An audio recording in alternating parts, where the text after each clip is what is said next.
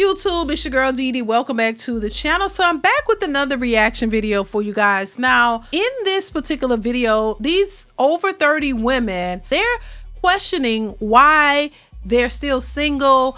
And you know, I have my thoughts on why they are. Before we get into the video, make sure you are subscribed to the channel. It is free to subscribe, share, and like the video. Hit that notification bell to be notified when I upload new content. Let's go ahead and get into the video. Here we go. I'm 31 with no kids. How long do I sit and be like, oh, it'll come? Why am I single? That's the question that I get asked all the time. It's my favorite. And bitch, I don't know. If I knew, I would be fixing it. I don't know. My therapist doesn't know. My friends don't know. I'm a lot of fun. And maybe guys just look at me as fun.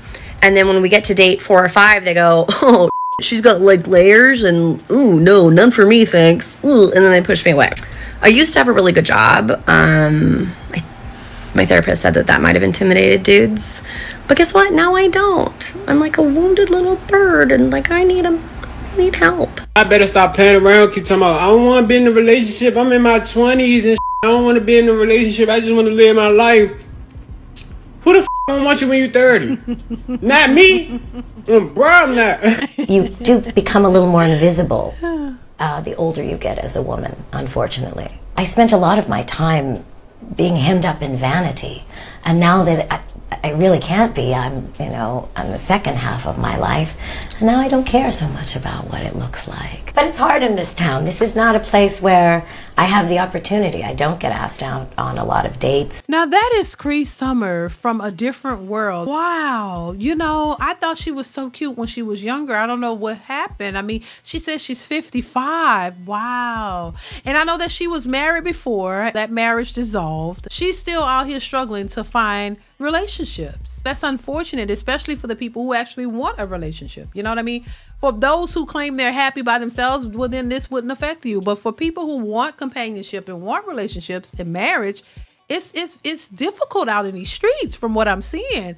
And so, yeah, it's unfortunate. She says she don't get asked out. I mean, so, you know, and a lot of times, you know, this is what hitting the wall is supposed to be all about. You know, you get to an age to where, you know, women start to feel invisible because nobody is really checking for them. Nobody is really trying to date them or, you know, really have them in their presence. And that takes a toll on a lot of women because they don't want to feel invisible. They still like attention. But I think that's something younger women need to think about. You don't have time to waste. That in your 20s is when you should be prioritizing family and marriage and all of those things.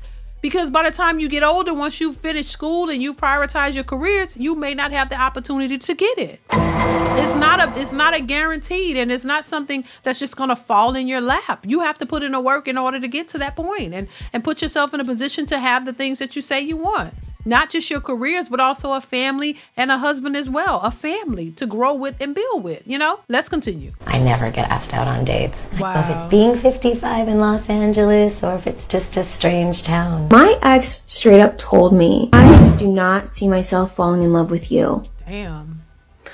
I have fallen in love with my first ex. She was my ideal type. Listen to this, it gets worse. She was my ideal type. When I saw her, it was love at first sight. It was just like magnetic. And then my second ex, I really wasn't that attracted to her that much, but I was in love with her. There was just this feeling. But with you, you're beautiful. You are beautiful. But there's just that feeling just not there. When they say these men humble you, when you are out of their league, they still find a way to humble you.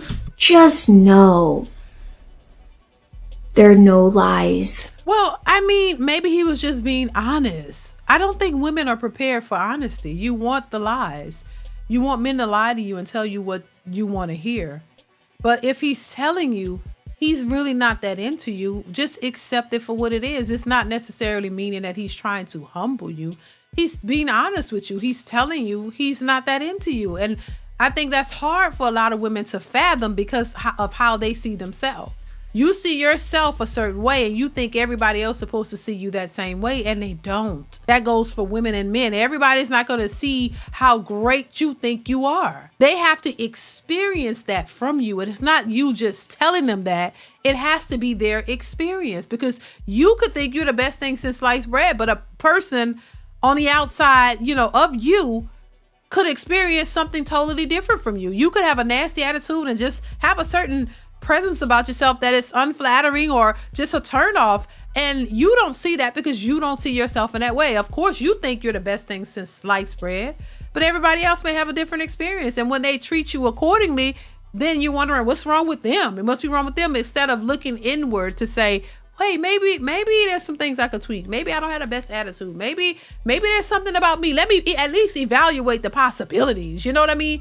Let me at least look to see if there's something else going on here, and so I can get to the bottom of why a lot of people don't want to be around me or don't like me or whatever. Because it can't be everybody is wrong about you. Everybody you come across got a problem with you. No, that typically means that there's something wrong with you and you need to work on it, because you're the only one who can work on it.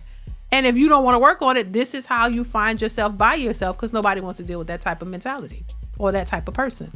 So yeah, it won't hurt to look introspectively and look inside yourself to say, hey, let me go get some therapy. Let me talk to somebody. Let me see what I might be able to change, because I don't want to be this way, or I don't want to turn people off.